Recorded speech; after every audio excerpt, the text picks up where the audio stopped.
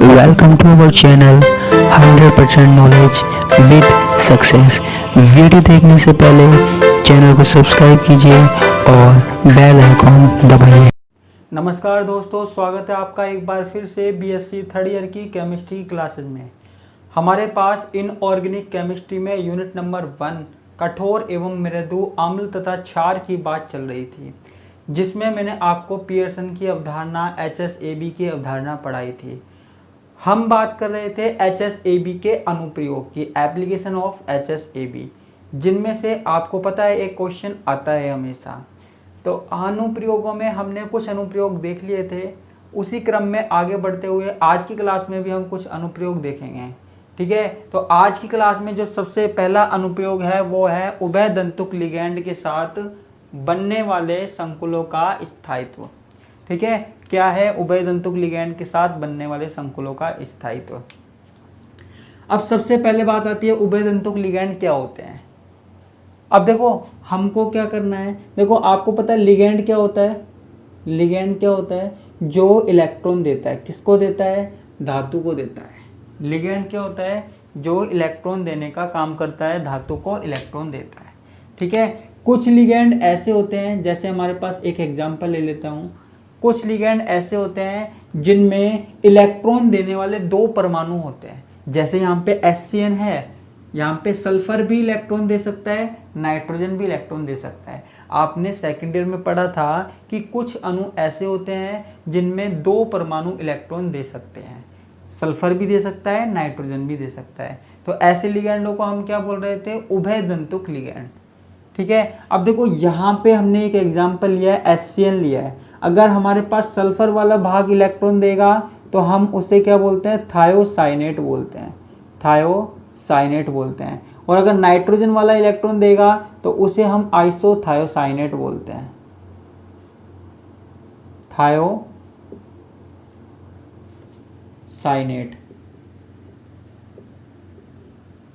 ठीक है, ये बोलते हैं हम।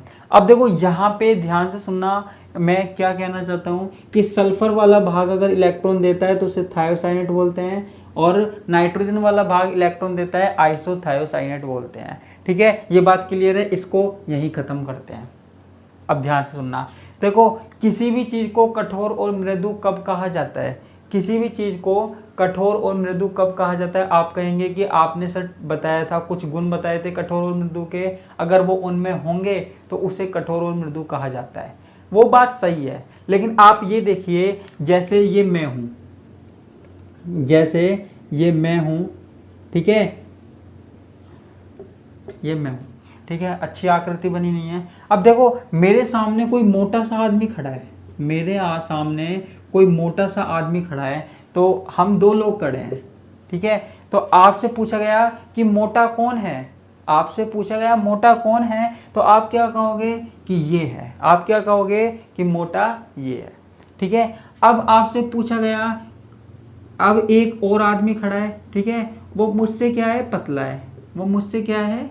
पतला है। तो अब आपसे पूछा जाए कि मोटा कौन है, इन दोनों में से पूछा जाए आपसे कि मोटा कौन है, तो आप क्या बोलोगे?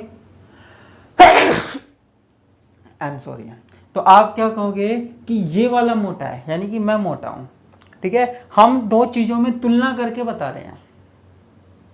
ठीक है, तो आपके पास ऐसा हो सकता है HSAB में 2 लिगैंड आ जाए, कहीं पे 2 लिगैंड आ जाए या धातु आ जाए, तो आपको हो सकता है कि आप सोचो कि एक कठोर दे रखा है, एक मृदु दे रखा है, दूसरी जगह उसी धातु को मृदु दे रखा है। ऐसा हो सकता है कि एक जो धातु है उसको एक जगह तो कठोर दे रखा है, एक जगह मृदु बता रखा है। वो क्या किया हुआ है? वो 2 चीजों की तुलना की गई है, 2 चीजों की तुलना की गई है। अब मैं जैसे मोटे वाले आदमी के सामने तो पतला हूं, और पतले वाले आदमी के सामने कैसा हूं? मोटा हूं।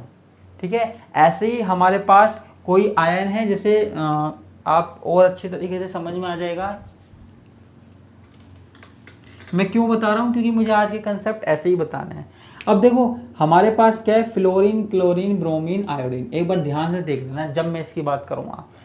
देखो हमारे पास पूछा गया कि फ्लोरीन कौन सा है? कठोर, मैंने बताया था आपको, और आयोडीन कौन सा है? मृदु, ये मैंने आपको बताया था। ठीक है, अब मुझसे पूछा जाए कि फ्लोरीन और क्लोरीन, ठीक है, इनमें से कठोर बताओ कौन और मृदु बताओ, तो मैं क्या बताऊंगा, कठोर ये है, मृदु ये है, तुलना करके तो बता रहा हूं। अगर मुझसे पूछा जाए क्लोरीन और ब्रोमीन, इनमें से कठोर और मृदु बताओ, तो मैं क्लोरीन को अब क्या बताऊंगा, कठोर ही तो बताऊंगा, और ब्रोमीन को, ब्रोमाइड आयन को क्या बताऊंगा, मृदु बताऊंगा ना, क्योंकि मैं दो चीजों को कंपेयर करके बता रहा हूं।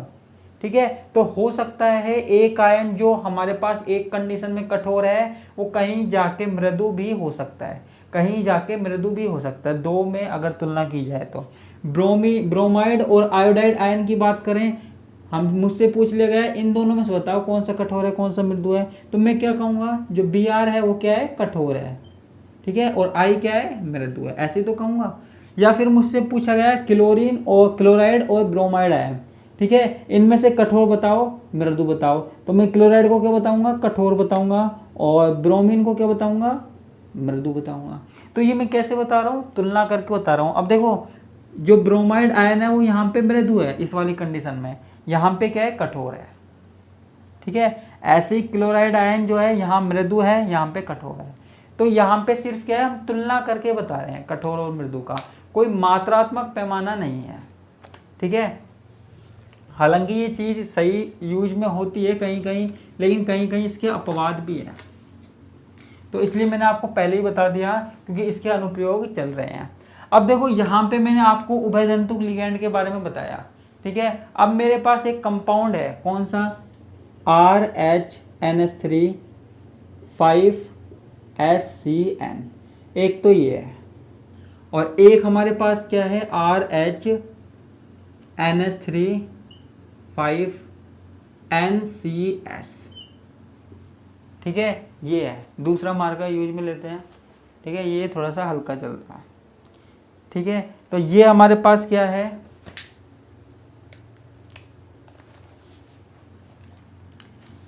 टू प्लस, और ये हमारे पास क्या है, 2+। देखो यहाँ पे डिफरेंस क्या है, यहाँ पे RH जो है वो RH को इलेक्ट्रॉन देने का काम कौन कर रहा है, सल्फर दे रहा है। देखो जो लिगैंड जुड़ा हुआ है ना, 5 तो NH3 जुड़े हुए हैं, उनकी तो कोई दिक्कत है ही नहीं, 5 तो हमारे पास NH3 जुड़े हुए हैं, लेकिन एक हमारे पास क्या जुड़ा हुआ है, थायोसाइनेट दे रहा है, थायोसाइनेट में सल्फर दे रहा है। और यहाँ पे हमारे पास क्या हो रहा है, यहाँ पे हमको नाइट्रोजन दे रहा है, ठीक है। यहाँ पे हमको इलेक्ट्रॉन देने का काम कौन कर रहा है, नाइट्रोजन कर रहा है। कौन कर रहा है बच्चों, नाइट्रोजन कर रहा है,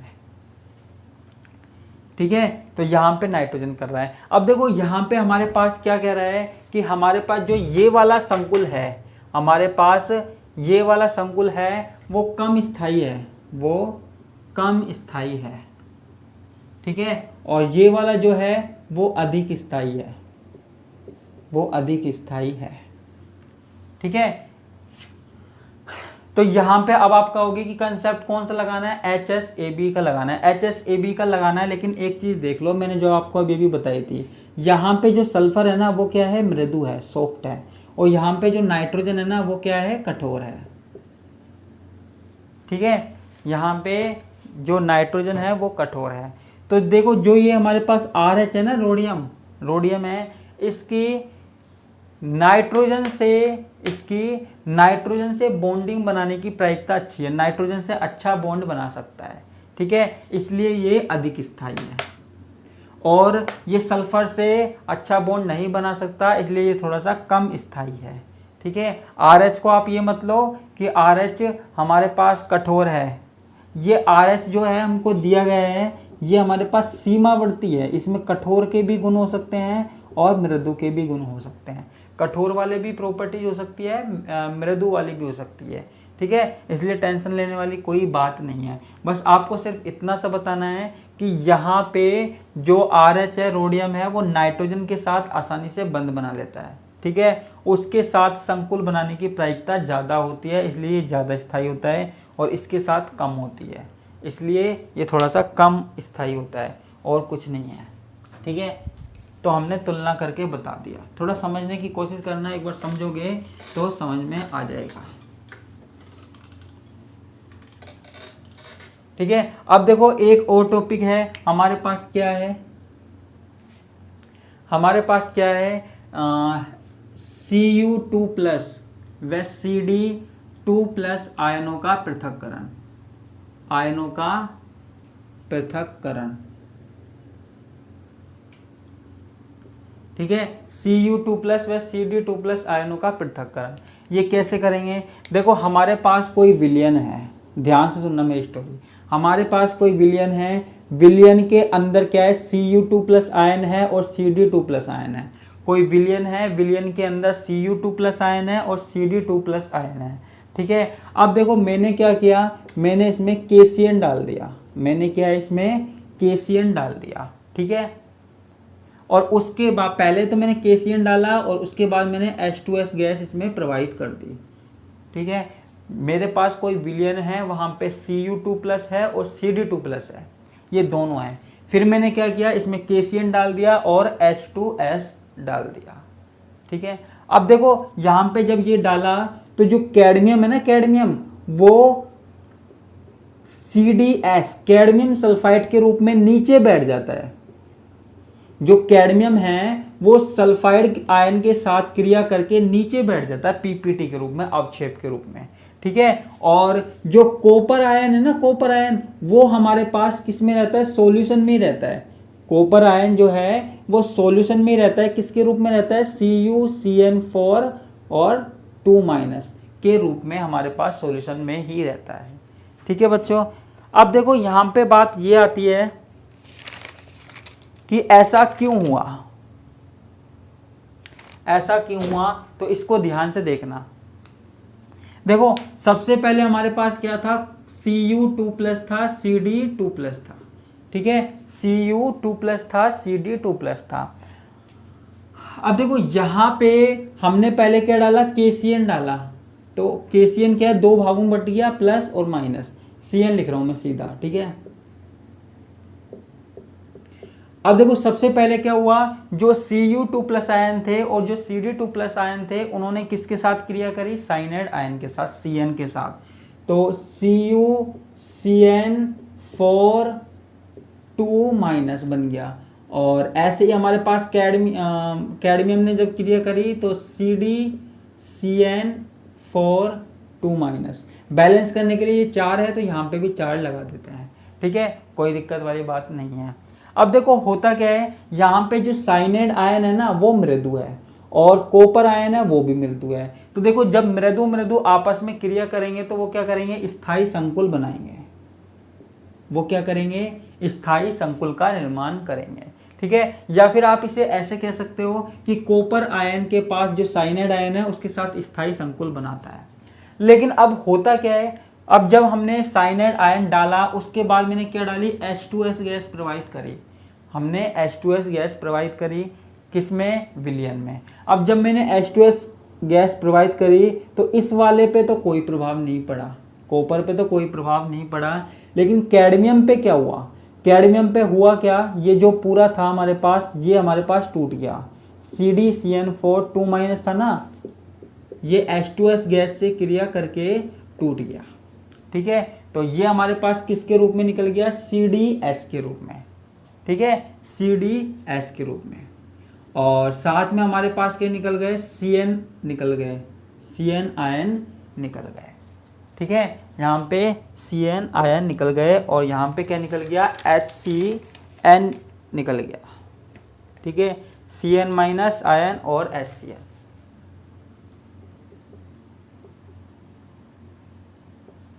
ठीक है, अब आप कहेंगे कि यहाँ पे HSAB का सिद्धांत लगा देते हैं। देखो हर जगह HSAB का सिद्धांत लग सकता है, लेकिन यहाँ पे थोड़ी सी बात याद रखना। देखो जो ये कैडमियम है ना, इसको 2 चॉइस मिल रही है, साइनाइड और सल्फाइड। देखो इसके पास 2 चॉइस है, साइनाइड और सल्फाइड। कॉपर के पास भी 2 चॉइस थी कि साइनाइड और सल्फाइड, या तो वो साइनाइड के साथ जुड़ जाए या वो सल्फाइड के साथ जुड़ जाए। तो जो कॉपर है ना वो साइनाइड के साथ ज़्यादा अच्छा बंध बना सकता है। हालांकि सल्फाइड भी हमारे पास मृदु है, लेकिन ये साइनाइड के साथ ज़्यादा अच्छा बंध बना सकता है, ज़्यादा स्ट्रॉन्ग बॉन्ड बना सकता है, इसलिए ये उसके साथ स्थायी है। ठीक है, इसलिए ये सल्फाइड के साथ नहीं बनाता। और यहाँ पे कैडमियम को भी 2 चॉइस मिल रही है, या तो वो साइनाइड के साथ बंध बनाए या फिर सल्फाइड के साथ। ठीक है, H2 माइनस के साथ बनाए या Cn माइनस के साथ। तो कैडमियम की जो बंध बनाने की प्रायिकता होती है ना, वो किसके साथ ज्यादा होती है, सल्फाइड आयनों के साथ होती है, सल्फाइड आयनों के साथ होती है, H2 माइनस आयनों के साथ होती है। और जिसके साथ ज्यादा अच्छी प्रायिकता होगी, ज्यादा अच्छी बॉन्डिंग होगी, उसके साथ मिलकर ये क्या करेगा, बॉन्ड बनाएगा। ठीक है, और ये बॉन्ड बनाता है और ये पीपीटी के रूप में नीचे बैठ जाता है। ये साइनाइड आयन अलग हो जाते हैं और सल्फाइड आयन के साथ मिलकर नीचे बैठ जाता है। ठीक है, तो ऊपर वाले सॉल्यूशन को तो हम अलग कर लेते हैं और नीचे जो पीपीटी है उसको अलग कर लेते हैं। तो वहां से हमको क्या मिल जाता है, नीचे वाले पीपीटी से हमको मिल जाता है कैडमियम, और जो ऊपर सॉल्यूशन है वहां से हमको मिल जाता है कॉपर। ठीक है, तो इस प्रकार हम कॉपर आयन और कैडमियम आयन को अलग कर सकते हैं। ठीक है बच्चों, तो इसमें कोई दिक्कत वाली बात नहीं है, इसको मैं मिटा देता हूं।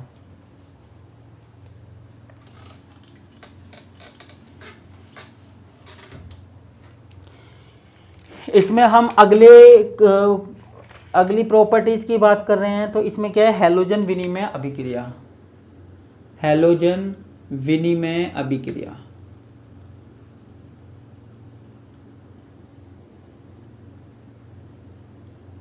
हैलोजन विनिमय अभिक्रिया। ठीक है, देखो HSAB के सिद्धांत के आधार पर हम हैलोजन विनिमय अभिक्रिया भी दर्शा सकते हैं। आप कहोगे कैसे, देखो हमारे पास है alkyl chloride plus sodium iodide. ठीक है, अब देखो यहाँ पे क्रिया क्या होती है, आपने बहुत बार पढ़ी हुई है ये वाली अभिक्रिया। तो यहाँ पे एल्किल आयोडाइड बन जाता है, साथ में NaCl। ठीक है, एल्किल वाला जो भाग है वो आयोडीन के साथ जुड़ जाता है NaCl में, और Na वाला भाग किसके साथ जुड़ जाता है, Na वाला भाग Cl के साथ। ठीक है, देखो यहाँ पे जो सोडियम है ना, वो हमारे पास सोडियम और आयोडीन, देखो ये जो आयोडीन है ना वो मृदु है, और जो सोडियम है वो क्या है, कठोर है। ठीक है, और यहाँ पे जो क्लोरीन है ना वो क्या है, कठोर है।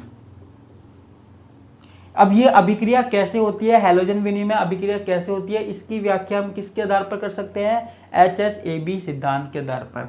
हमको यह बताना है कि यहाँ पे एल्किल हैलाइड में क्लोरीन हटकर आयोडीन क्यों जुड़ जाता है, क्यों जुड़ जाता है, क्योंकि देखो हमको पता है HSAB सिद्धांत के अनुसार कठोर वाला जो यौगिक है वो स्थायी होता है, मृदु वाला यौगिक स्थायी होता है।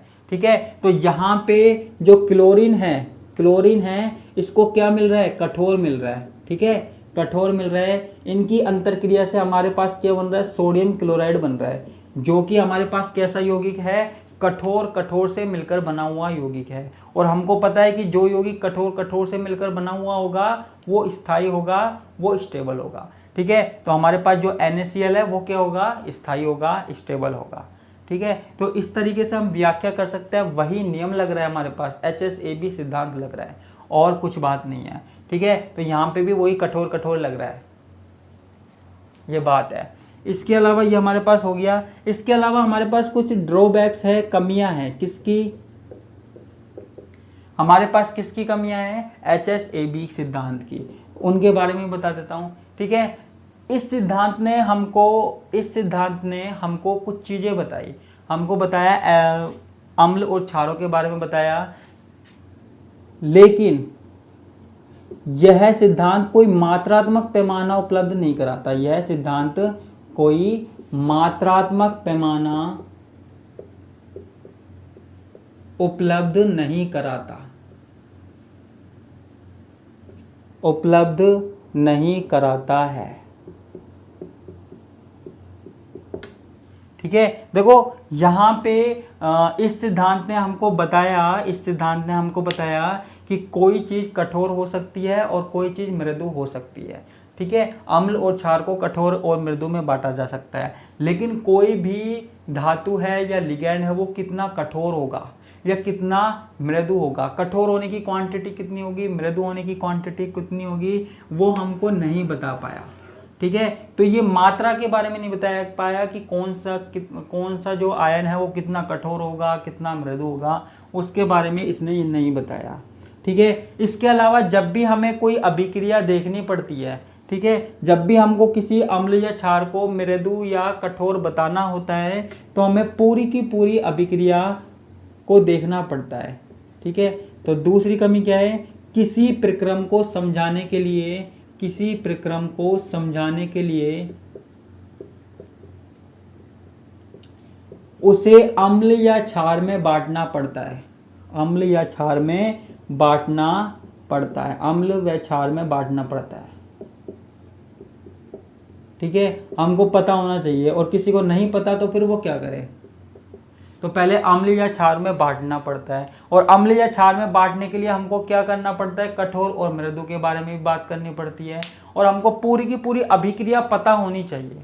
पूरी की पूरी अभिक्रिया पता होगी तभी हम बता पाएंगे कि वो अम्ल है या क्षार है, नहीं तो हम नहीं बता पाएंगे। ठीक है, एक और चीज, अब देखो हमारे पास CH3 प्लस है, CH3 प्लस है, और H माइनस क्या है, H माइनस है। CH3 प्लस हमारे पास क्या है, मृदु अम्ल है। ठीक है, और ये हमारे पास क्या है, मृदु क्षार है। ठीक है, अब HSAB के अनुसार क्या होना चाहिए कि मृदु अम्ल और मृदु क्षार आपस में क्रिया करने चाहिए। तो ये दोनों आपस में क्रिया करने चाहिए, तो इसमें क्या बनना चाहिए, हमारे पास CH4 बनना चाहिए। ठीक है, क्या बनना चाहिए, CH4 बनना चाहिए। ठीक है, किसके अनुसार, HSAB के अनुसार। लेकिन यह अभिक्रिया नहीं होती है।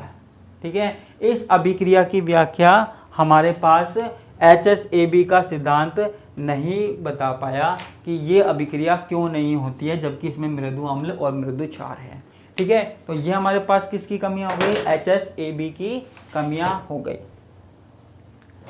ठीक है, कमियां हो गई और उसके गुण पूरे हो गए। कल हम कुछ एक दो नए टॉपिकों के बारे में बात करेंगे, और उसके बाद ये यूनिट पूरी की पूरी खत्म हो जाएगी। आपको दोनों के दोनों क्वेश्चन आराम से मिलेंगे। और एक बात कहता हूँ, आप चाहे इस यूनिट में कोई सा भी टॉपिक छोड़ देना, लेकिन जो ये टॉपिक है ना, कौन सा, अनुप्रयोग और पियर्सन की अवधारणा, इनको बिल्कुल मत छोड़ना। ठीक है, क्योंकि इनमें से डेफिनेटली क्वेश्चन आता है। ऐसा नहीं है कोई साल की नहीं आता हो, हमेशा आता है। तो ये दो चीज़ें तो पढ़नी है, बाकी चीज़ें आपके ऊपर है। पढ़ोगे तो अच्छी बात है, नहीं पढ़ोगे तो और अच्छी बात है। तो ये चीज़ें तो आपको पढ़नी है। तो आज के लिए इतना ही। इसी के साथ मैं आपसे विदा लेता हूँ। धन्यवाद, नमस्कार, टाटा, बाय बाय।